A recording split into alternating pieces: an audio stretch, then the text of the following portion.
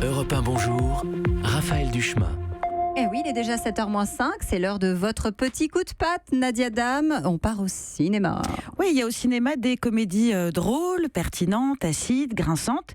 Et puis il y a les comédies françaises qui elles-mêmes se divisent en plusieurs catégories. Les comédies françaises avec Kad On a Merad, encore plein d'amis ce matin.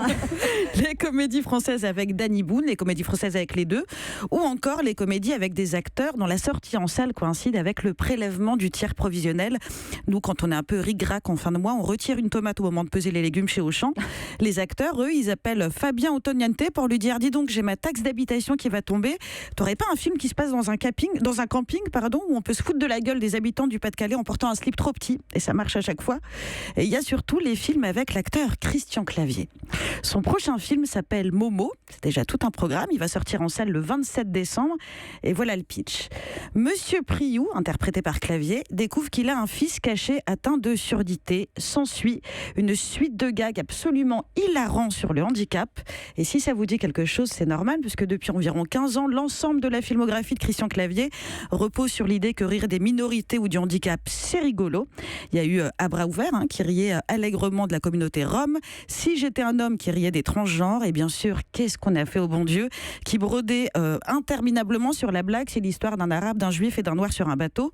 Et c'est cette obsession pour les minorités qui a inspiré un acteur et un auteur qui s'appelle Adrien Méniel, un générateur de synopsis de Christian Clavier. Ça se trouve sur Internet, donc ça génère des synopsis de façon aléatoire et ça propose des pitchs comme Christian Clavier joue le rôle d'un riche romancier coulant des jours paisibles à Nogent-sur-Marne. Son destin prend un tournant rocambolesque au moment où il apprend que son fils veut épouser une naine. Ou encore, Christian Clavier incarne un riche homme d'affaires coulant des jours paisibles en province. Son existence sans histoire et tourne au boulet quand il s'aperçoit que sa fille veut épouser un migrant.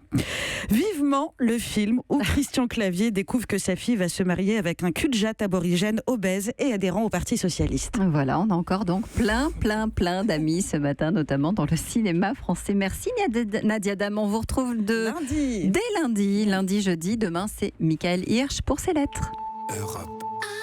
Europe 1.